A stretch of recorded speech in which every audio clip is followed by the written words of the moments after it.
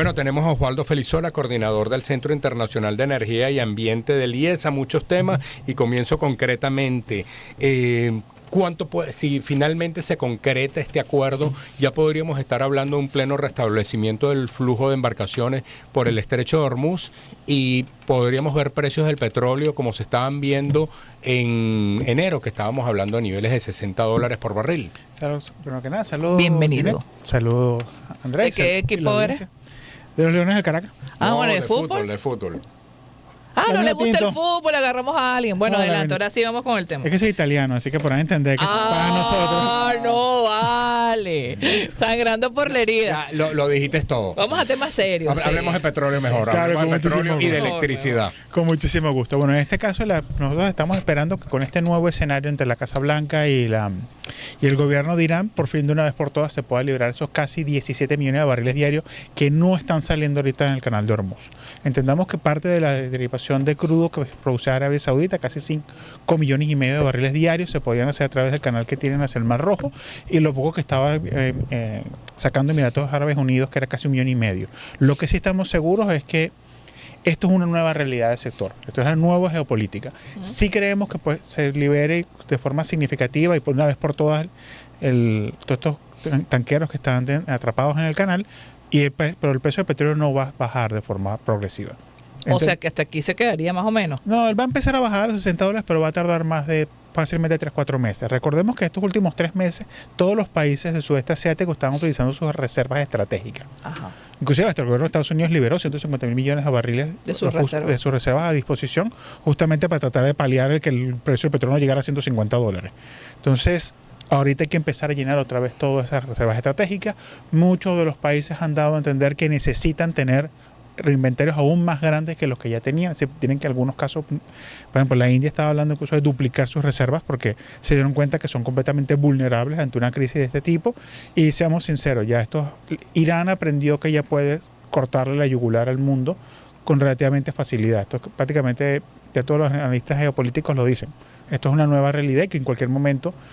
Sí, el año pasado tuvimos la guerra a los 12 días, este año tuvimos este conflicto entre Estados Unidos, Israel y el gobierno de Irán, que nos dice que en el próximo año no tengamos otro. De esos 17 millones de barriles que no podían salir o fluir por el estrecho de Hormuz, ¿cuál era el principal productor que estuvo afectado durante este tiempo? El que le fue peor fue Kuwait.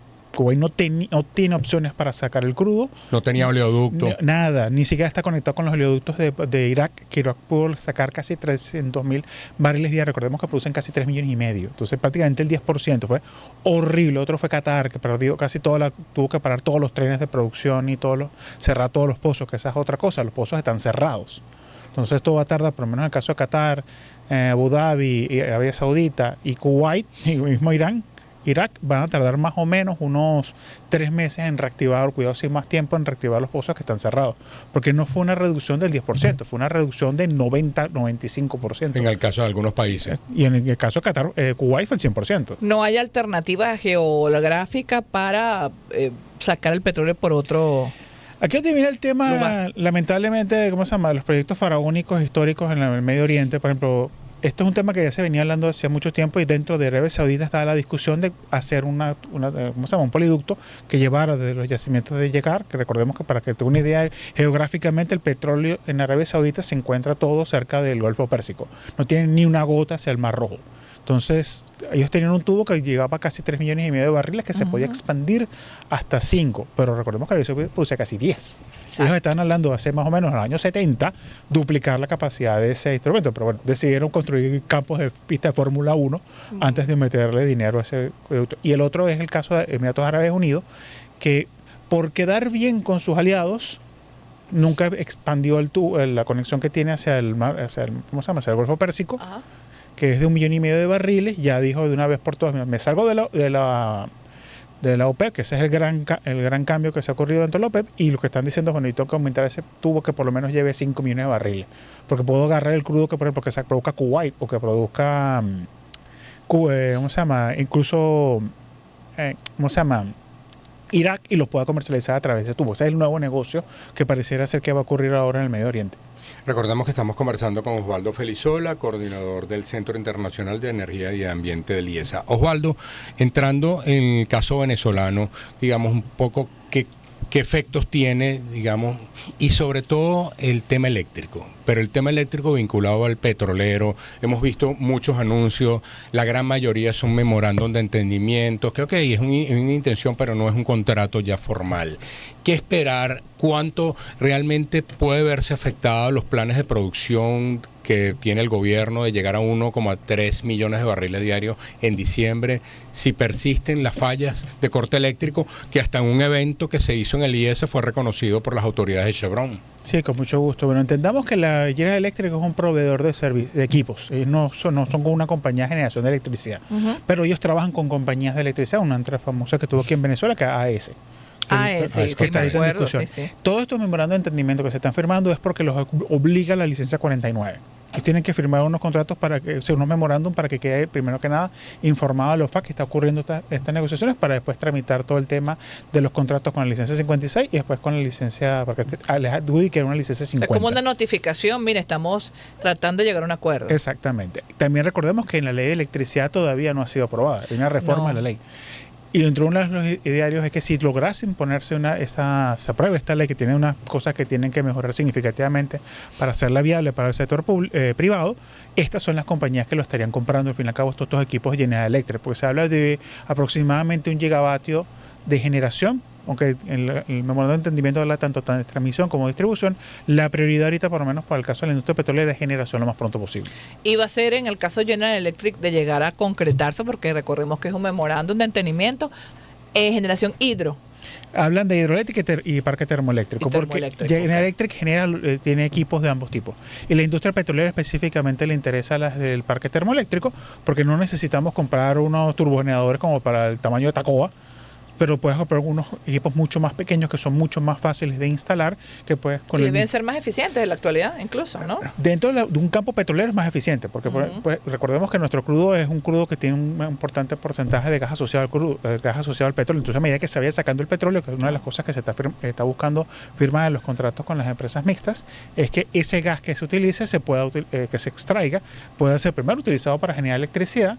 Y la pregunta es, bueno, se lo vendo a una compañía que esté amparada por la ley de electricidad para que genere electricidad tanto por fuentes renovables como por fuentes de gas, y eso aligere la carga sobre la red eléctrica nacional.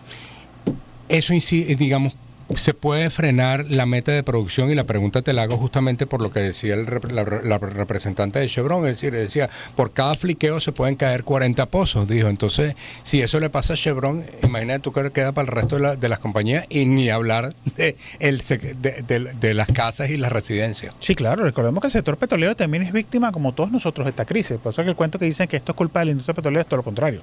Somos parte de la solución. Para verlo una medida que va aumentando la producción petrolera, va a haber cada vez más gas que podemos usarlo para esta generación eléctrica.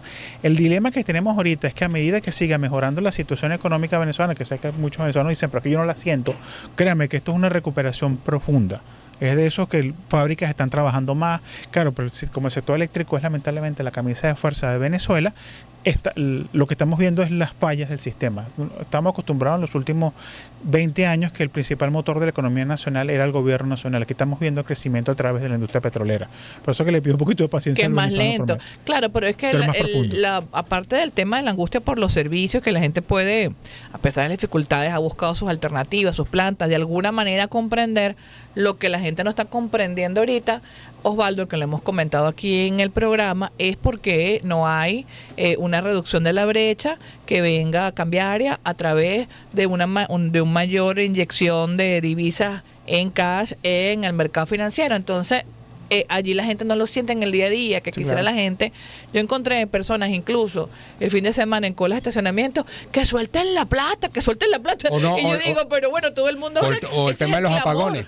Por ejemplo, este caso, por ejemplo, esa plata va a ser para eso. Ya se está acumulando en este fondo de inversiones que está en la Casa Blanca, y ahora con estos acuerdos que se están memorando de entendimiento que está haciendo la gente de General Electric, puede inclusive utilizarse ese dinero para traer esos generadores para poder implementarlos aquí y mejorar. ¿Alcanzar la meta de 1.300.000 barriles la ves todavía viable? La veo viable justamente porque una de las cosas que aquí siempre digo que los yacimientos venezolanos son, fue el regalo que nos dio Dios, que hemos visto como por ejemplo en los últimos meses ya empezamos el año con 850.000 barriles diarios de producción y ya estamos prácticamente por fuentes secundarias del OPEP en 1.074.000 barriles diarios, y por fuentes primarias, que es decir, PDVSA 1.172.000, necesitamos apenas 150.000 barriles de cumplir con la meta del ministerio.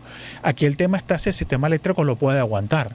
También es cierto que en el contexto actual que tenemos, a través de los acuerdos que está tratando de alcanzar el Corpoelec con todas las empresas, y si logramos hacer esta reforma de electricidad, sí veo viable por lo menos los primeros turbogeneradores que lleguen aquí en parte operados por los nuevos contratos que se estarían firmando.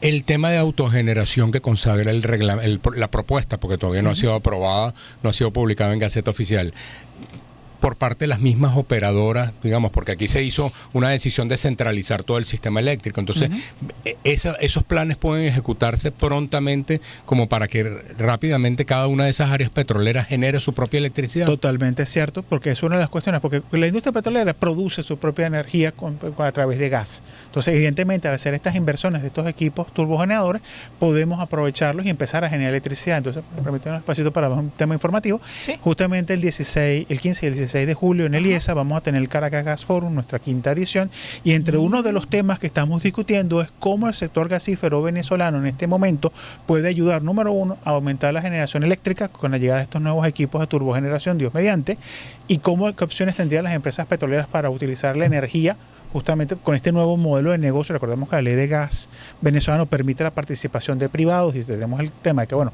me pueden dar el gas y yo generar electricidad y la puedo vender con la reforma de la ley de electricidad. Estamos hablando de que tranquilamente podemos cumplir con la meta que está proponiendo General Electric de 1 gigavatio de potencia adicional al sistema en menos de un año. Bueno, muchísimas gracias a Osvaldo Felizola, coordinador del Centro Internacional de Energía y Ambiente del IESA. Vamos con publicidad. Así es, amigos, ha llegado, la solución que es Platea para los mayores de 65 años que están disfrutando como en sus viejos tiempos con Banplea. Uní Platea y Banplus. Con Platea de Banplus. Un abanico de soluciones pensado para ellos con afiliación de pólizas de atención médica primaria incluso. Pagos con tarjeta de crédito para compras independientes.